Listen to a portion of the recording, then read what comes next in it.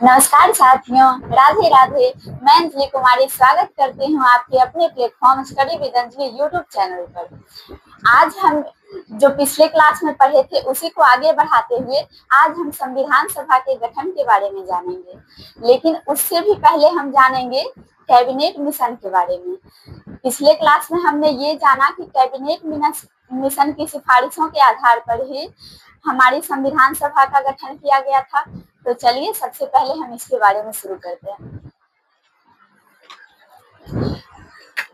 सबसे पहले हम जानेंगे कैबिनेट मिशन के बारे में।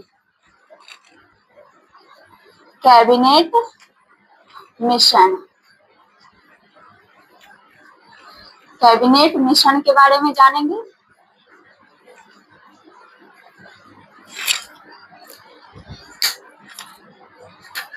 सबसे पहले हम जानेंगे कैबिनेट मिशन के बारे में। ये जो कैबिनेट मिशन है यह भारत कब आया, सबसे पहले ये जानते हैं। तो कैबिनेट मिशन भारत आता है, भारत आया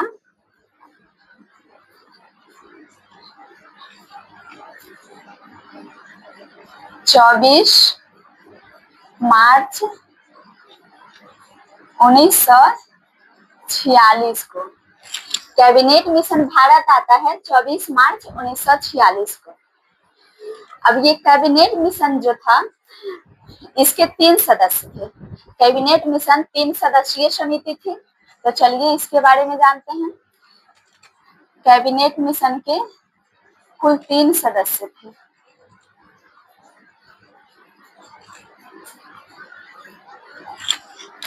एक सदस्य थे जिनका नाम था पैथिक लॉरेंस।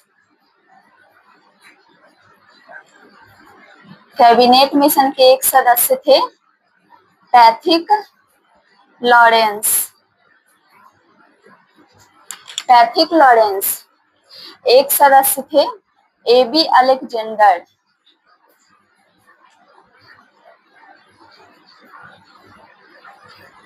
AB Alexander.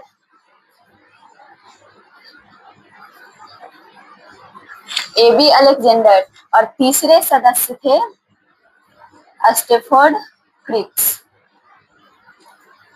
तीसरे सदस्य का नाम था स्टेफोर्ड क्रिप्स। अब ये जो कैबिनेट मिशन के तीनों सदस्य थे ये कुछ ना कुछ पद पर आसीन थे। तो चलिए अब उसके बारे में भी जानते हैं। तो ये जो हमारे पैथिक लॉरेंस साहब थे, पैथिक लॉरेंस, ये क्या थे? तो ये उस टाइम भारतीय मामलों के सचिव हुआ करते थे। पैथिक लॉरेंस भारत सचिव के पद पर थे। पैथिक लॉरेंस भारत सचिव के पद पर थे।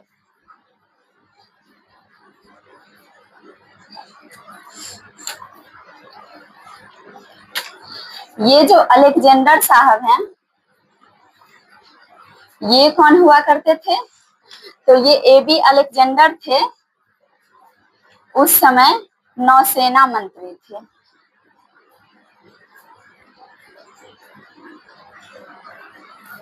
एबी अलेक्जेंडर जो थे वो नौसेना मंत्री थे।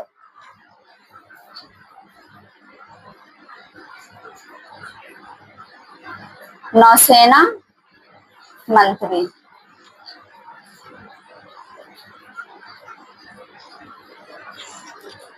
और ये जो स्टेफोर्ड क्रिप्स थे,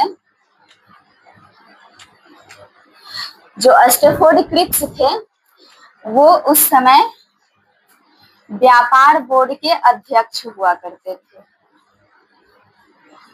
व्यापार बोर्ड के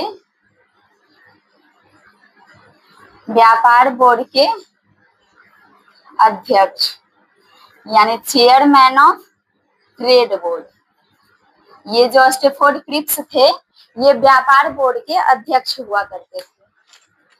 लेकिन ये जो पैथिक लॉरेंस थे, पैथिक लॉरेंस उस टाइम भारत सचिव के पद पर तो थे ही, साथ ही साथ जब कैबिनेट मिशन बनाया गया तो उसकी अध्यक्षता भी पैट्रिक लॉरेंस को सौंपी गई, यानी पैट्रिक लॉरेंस साहब कैबिनेट मिशन के अध्यक्ष भी थे। पैट्रिक लॉरेंस कैबिनेट मिशन के अध्यक्ष भी थे, कैबिनेट मिशन के अध्यक्ष थे।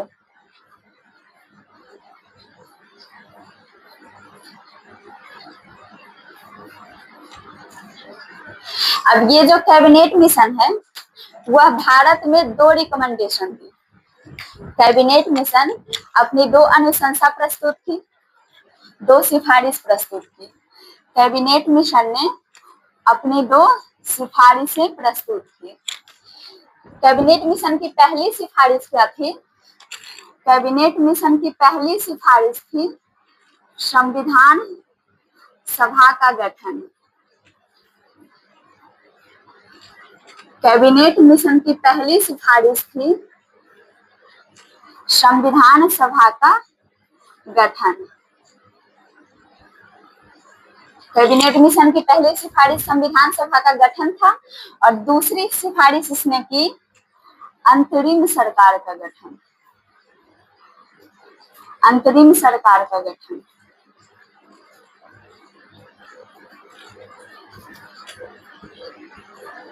अंतरिम सरकार का गठन। तो आज हम यहाँ जानने वाले हैं संविधान सभा के गठन के बारे में।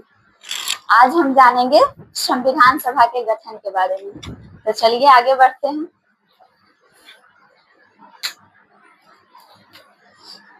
आज हम जानेंगे संविधान सभा के गठन के बारे में। टॉपिक लिख देते हैं, संविधान सभा का गठन। संविधान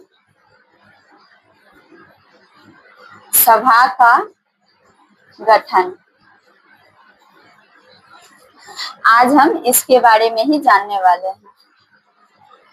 संविधान सभा का गठन, इसके बारे में आज हम जानने वाले हैं। तो सबसे पहले संविधान सभा के लिए चुनाव करवाए गए थे। संविधान सभा के लिए सबसे पहले चुनाव करवाए गए।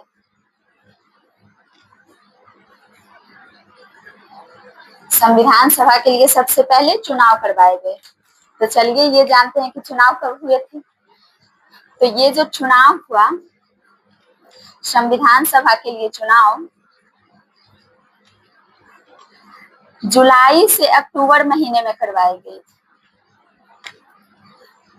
सॉरी, जुलाई से अगस्त महीने, सॉरी थोड़ी गलती हो गई। जुलाई से अगस्त महीने में ये चुनाव हुई। अगस्त 1946। संविधान सभा के लिए चुनाव कब हुआ था? तो जुलाई से अगस्त माह में 1946 में। अब जब इस चुनाव का परिणाम आया तो यहाँ हम बात करते हैं परिणाम की। इस चुनाव का जब परिणाम आया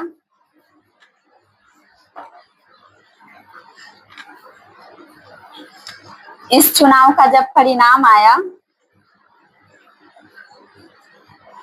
तो इस परिणाम में देखिए क्या क्या हुआ। जब चुनाव का परिणाम आया तो उसमें सबसे बड़ी पार्टी कांग्रेस, जो उस time INC Indian national Congress थी, उस कांग्रेस को सर्वाधिक सीटें प्राप्त हुई। यह जो कांग्रेस थी उन्हें कांग्रेस को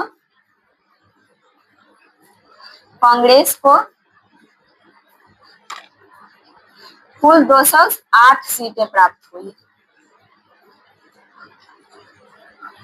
संविधान सभा के चुनाव में कांग्रेस को कुल 208 सीटें प्राप्त हुई।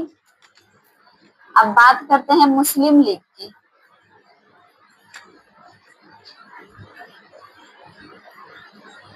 जहां तक मुस्लिम लीग की बात है तो मुस्लिम लीग को कुल 73 सीटें प्राप्त हुई। मुस्लिम लीग को कुल 73 सीटें प्राप्त हुई। कुछ अन्य छोटी छोटी पार्टियां थी, उसके बारे में भी जानते हैं। तो अन्य छोटी छोटी पार्टियां जो थी,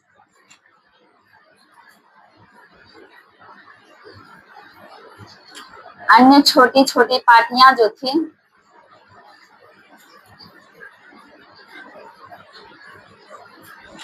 उसे भी 7 सीटें प्राप्त हुई।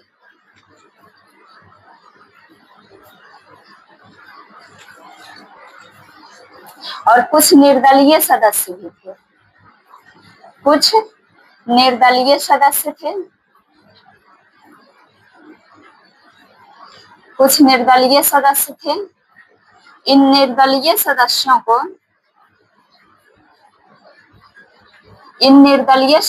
को कुल 8 सीटें प्राप्त हुई। निर्दलीय सदस्यों को कुल 8 सीटें प्राप्त हुई। ये जो चुनाव था यह कुल 11 प्रांत में कराए गए थे। संविधान सभा के लिए चुनाव कुल 11 प्रांत में और 296 सीटों पर करवाई गई थी।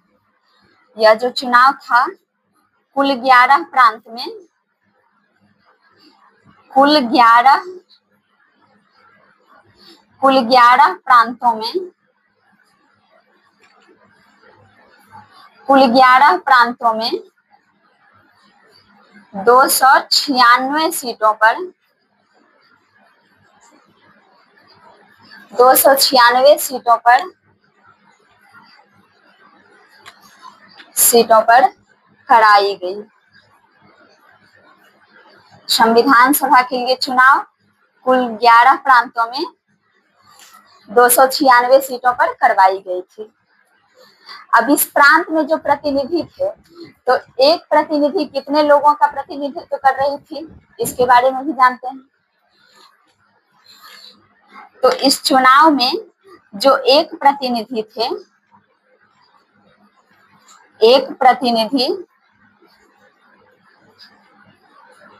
संविधान सभा के चुनाव में एक प्रतिनिधि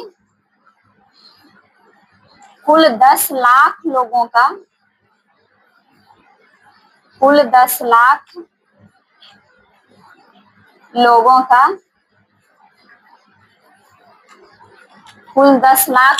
का प्रतिनिधित्व, कुल 10 लाख लोगों का प्रतिनिधित्व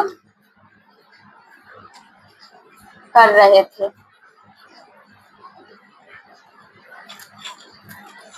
इसका अर्थ क्या हुआ? इसका अर्थ ये हुआ कि 10 लाख जनसंख्या, यदि हम 10 लाख जनसंख्या को काउंट करें तो उन 10 लाख जनसंख्या का प्रतिनिधित्व एक सदस्य करेगा। इसका अर्थ यही हुआ। तो अब आपके मन में ये भी सवाल उठ रहा होगा कि उस समय पूरे संपूर्ण भारत की जनसंख्या कितनी थी। तो चलिए इसके बारे में भी जानते हैं। तो उस समय संपूर्ण भारत की जनसंख्या थी 1946 के समय संपूर्ण भारत की जनसंख्या उस समय संपूर्ण भारत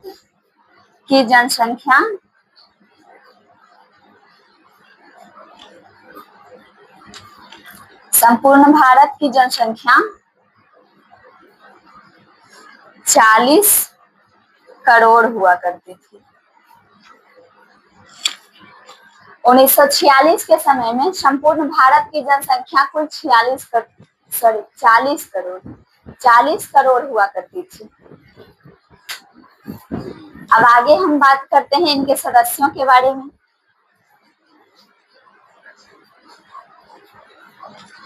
तो आप सबने पहले भी कहीं पढ़ा होगा कि संविधान सभा के जो सदस्य थे, कुल 389 सदस्य संविधान सभा के थे। तो चलिए अब हम उन्हीं के बारे में जानेंगे। संविधान सभा के कुल 389 सदस्य थे।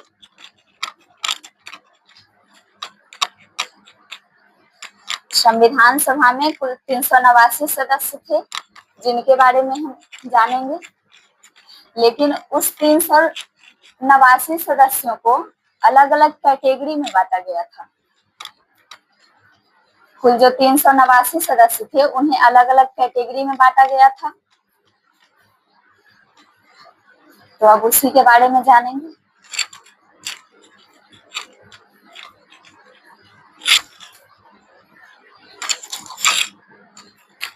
अब हम बात करते हैं संविधान सभा के सदस्यों के बारे में।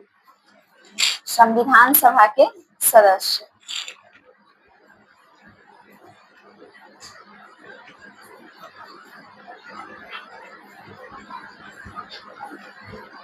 संविधान सभा के सदस्यों के बारे में जानेंगे।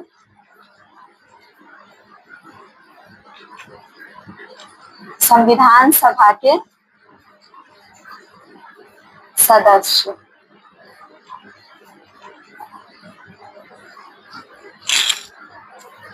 तो यदि हम सदस्यों की बात करें तो संविधान सभा में कुल 389 सदस्य थे। संविधान सभा में कुल 389 सदस्य थे, लेकिन इस 389 सदस्यों को अलग अलग वर्गों में विभाजित किया गया था।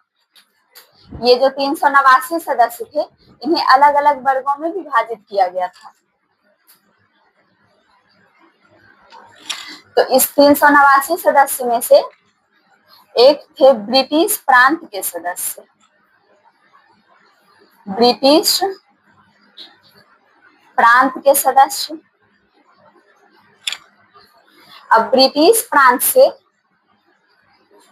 कुल 292 सदस्य थे। ब्रिटिश प्रांत से कुल 292 सदस्य थे। अब बात करते हैं देशी रियासतों के सदस्य। कुछ थे देशी रियासतों के सदस्य। देशी रियासतों से देशी रियासत के कुछ सदस्य थे। तो देशी रियासत के सदस्य थे कुल 93। देशी रियासत के कुल 93 सदस्य थे। अब आगे बात करते हैं चीफ कमिश्नरी।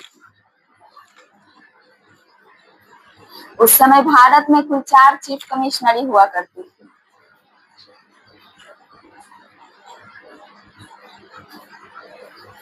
उस समय भारत में कुल 4 चीफ कमिश्नरी हुआ करती थी।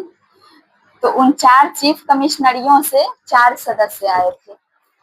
तो अब इसके बारे में हम बात कर लेते हैं कि चार चीफ कमिश्नरी वो कौन कौन सा था। तो चलिए इसके बारे में जानते हैं।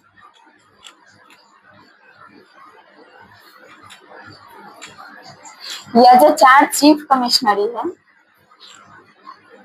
उसमें से एक था दिल्ली।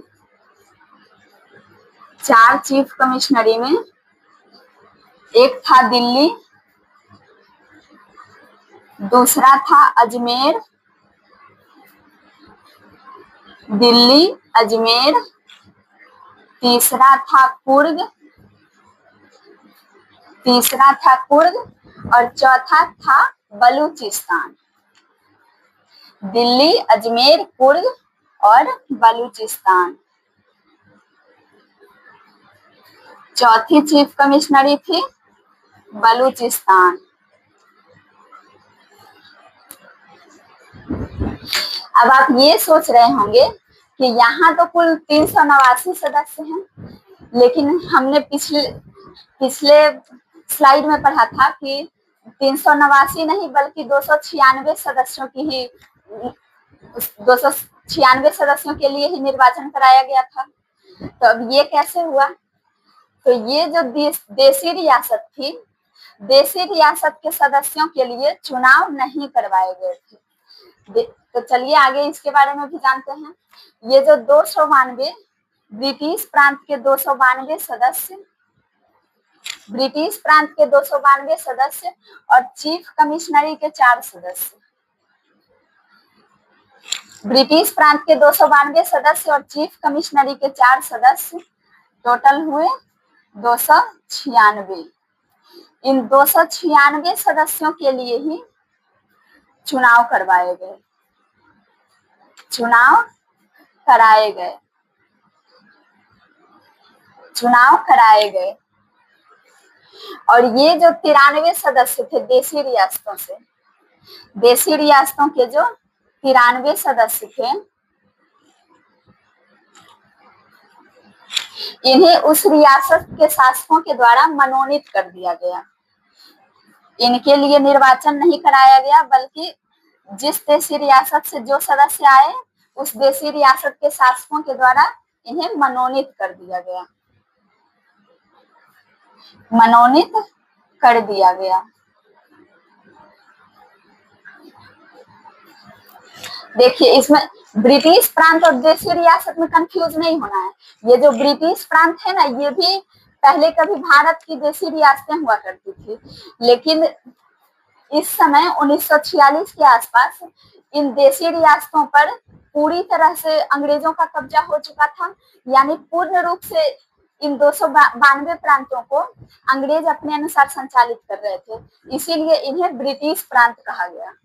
और कुछ ऐसी देशी रियासतें थी जिन्हें उसके शासकों के द्वारा संचालित किया जा रहा था, तो उस देशी रियासतों को देशी रियासत के तौर पर ही देखा गया।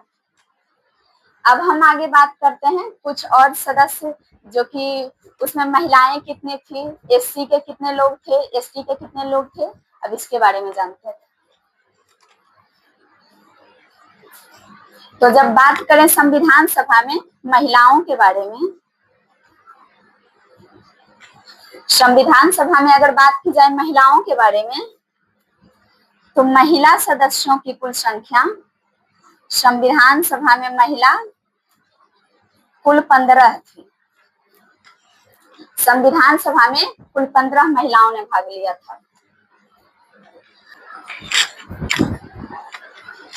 संविधान सभा में कुल 15 महिलाओं ने भाग लिया था। अब हम बात करेंगे अनुसूचित जाति, अनुसूचित जाति के बारे में। हम बात करेंगे अनुसूचित जाति के बारे में, यानी SC, scheduled caste. SC category से कुल 26 लोगों ने भाग लिया था। आगे हम बात करते हैं अनुसूचित जनजाति के बारे में। अनुसूचित जनजाति के बारे में, यानी एसटी, शेड्यूल्ड ट्राइब। तो एसटी कैटेगरी से कुल 33 लोगों ने भाग लिया। जहां अनुसूचित जाति से कुल 26 लोगों ने भाग लिया, वहीं अनुसूचित जनजाति यानी एसटी कैटेगरी से कुल 33 लोगों ने भाग लिया। अब इन 15 महिलाओं, ये जो 15 महिलाएं हैं, इनका नाम बहुत ही महत्वपूर्ण है, क्योंकि इन 15 महिलाओं से भी हमारे एग्जाम्स में क्वेश्चन बने हुए हैं। तो इन 15 महिलाओं को हम डिटेल में जानेंगे कि आखिर ये 15 महिलाएं कौन कौन सी थी। तो चलिए अब उसकी बात करते हैं। संविधान सभा में जो 15 महिलाएं थी उसका हम नाम लिखते हैं।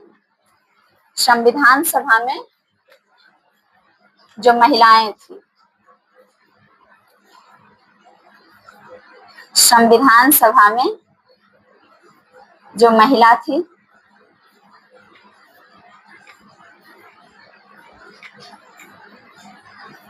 महिलाएं जो थी संविधान सभा में, संविधान सभा में उनकी बात करते हैं। तो संविधान सभा में जो महिलाएं थी,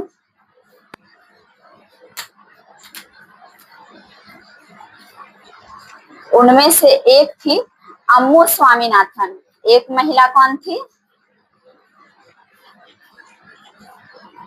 अम्मू स्वामीनाथन। अम्मू स्वामीनाथन।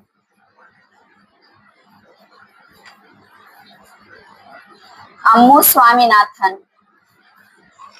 संविधान सभा में एक महिला थी अम्मू स्वामीनाथन।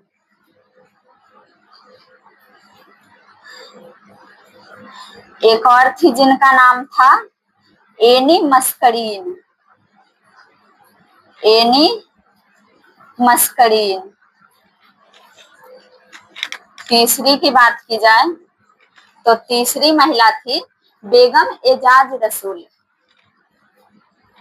बेगम एजाज रसूल। बेगम एजाज रसूल। ये जो बेगम एजाज रसूल थी ना, वो संविधान सभा में एकमात्र मुस्लिम महिला थी। बेगम एजाज रसूल एकमात्र मुस्लिम महिला थी, संविधान सभा में एकमात्र मुस्लिम महिला थी। बेगम एजाज रसूल संविधान सभा में एकमात्र मुस्लिम महिला थी। अब आगे हम बात करते हैं, चौथी महिलाओं से शुरुआत करते हैं। तो चौथी महिला जो थी उनका नाम था दक्षयानी देशमुख। दक्षयानी देशमुख। दक्षयानी देशमुख। ये जो दक्षयानी देशमुख है ना, वो संविधान सभा में एकमात्र दलित महिला थी। दक्षयानी देशमुख संविधान सभा में एकमात्र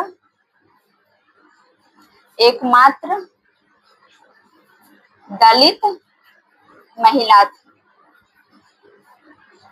दक्षयानी देशमुख संविधान सभा में एकमात्र दलित महिला थी। आगे हम बात करते हैं। तो एक थी दुर्गाबाई देशमुख। दुर्गाबाई देशमुख। दुर्गाबाई देशमुख। एक और महिला जो थी उनका नाम था हंसा मेहता। क्या नाम था? हंसा मेहता। कमला चौधरी। कमला चौधरी।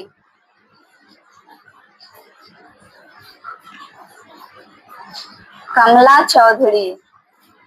एक थी मालती चौधरी। कमला चौधरी और मालती चौधरी। कमला चौधरी और मालती चौधरी।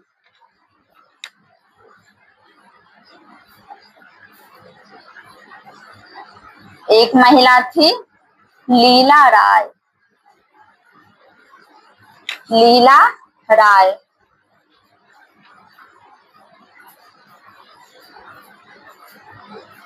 एक थी पूर्णिमा बनर्जी। पूर्णिमा बनर्जी।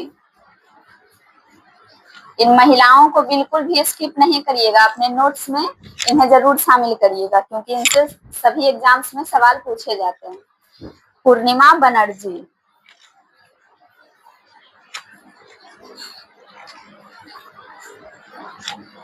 पूर्णिमा बनर्जी थी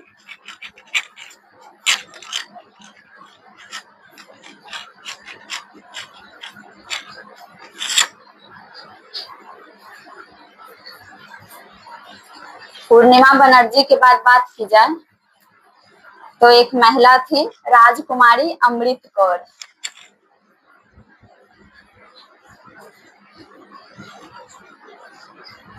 एक महिला जिनका नाम था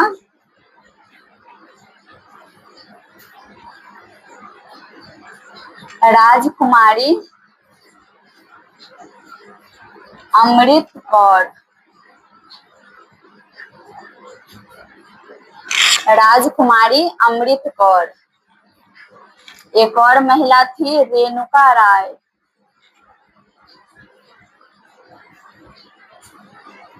रेणुका राय। 13वीं की बात की जाए तो विजया लक्ष्मी पंडित। विजया लक्ष्मी पंडित। विजया लक्ष्मी पंडित। अभी 2 और महिलाएं बची हुई है, उनके बारे में भी जानेंगे। 2 और बहुत ही महत्वपूर्ण महिला हैं जो भविष्य में एक बहुत ही बड़े पद पर आसीन होंगी। तो चलिए अब हम उनके बारे में जानेंगे।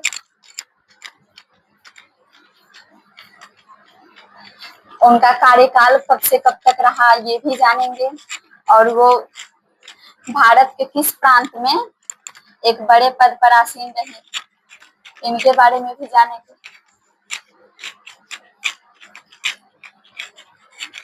बस क्लासेस में बने रहिए, आज आपको बहुत कुछ सीखने को मिलेगा।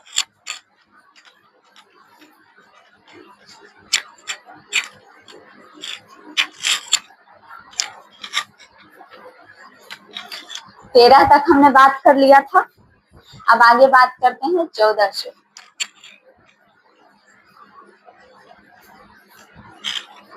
तो 14वीं महिलाएं थी सुचेता कृपलानी।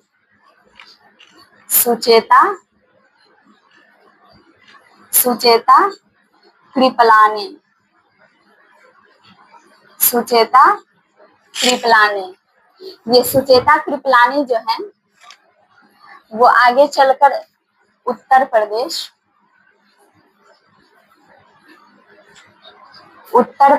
की मुख्यमंत्री बनती हैं। सुचेता कृपलानी आगे चलकर उत्तर प्रदेश की मुख्यमंत्री बनती हैं, और यह सिर्फ उत्तर प्रदेश में ही नहीं बल्कि भारत में सबसे पहली महिला मुख्यमंत्री थी। भारत के किसी भी राज्य में इससे पहले किसी भी राज्य में कोई महिला मुख्यमंत्री नहीं बनी थी। तो ये जो सुचेता कृपलानी है ये भारत की पहली महिला मुख्यमंत्री है। भारत की पहली महिला मुख्यमंत्री है। सुचेता कृपलानी भारत की पहली महिला मुख्यमंत्री है। इससे पहले किसी भी राज्य में कोई महिला मुख्यमंत्री नहीं बनी थी। तो अब इनका कार्यकाल कब से कब तक था? तो सुचेता कृपलानी के कार्यकाल की बात की जाए तो इनका कार्यकाल, सुचेता कृपलानी का कार्यकाल 1963 से लेकर 1967 तक रहा है। सुचेता कृपलानी का मुख्यमंत्री के रूप में कार्यकाल 1963 से लेकर 1967 तक रहा है। अब आगे बात करते हैं एक और बड़ी हस्ती के बारे में जिनका नाम है सरोजिनी नायडू। सरोजिनी नायडू। सरोजिनी नायडू। सरोजिनी नायडू ये भी भविष्य में उत्तर प्रदेश की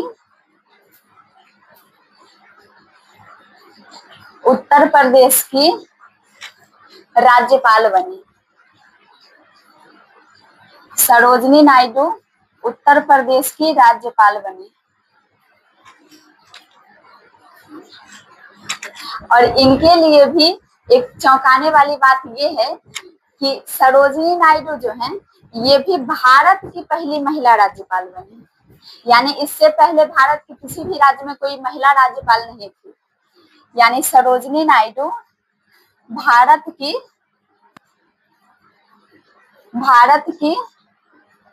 पहली महिला राज्यपाल बनी। सरोजिनी नायडू भारत की पहली महिला राज्यपाल बनी।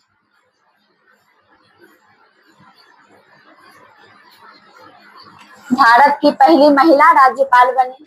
तो अब इनके कार्यकाल के बारे में भी जानेंगे। ये जो सरोजिनी नायडू हैं इनका कार्यकाल कब से कब तक रहा? राज्यपाल के रूप में इनका कार्यकाल, राज्यपाल के रूप में सरोजिनी नायडू का कार्यकाल, इनका कार्यकाल रहा 15 अगस्त 1947 यानी जिस दिन हमारा देश आजाद हुआ, जिस दिन हमारा देश भारत आजाद हुआ, तब से ही इन्हें उत्तर प्रदेश की राज्यपाल बनाया गया। तो 15 अगस्त 1947 से 2 मार्च 1949, 2 मार्च 1949, 15 अगस्त 1947 से 2 मार्च 1949 तक सरोजिनी नायडू का राज्यपाल के रूप में, सबसे पहली महिला राज्यपाल के रूप में कार्यकाल रहा। तो आज के लिए बस इतना ही।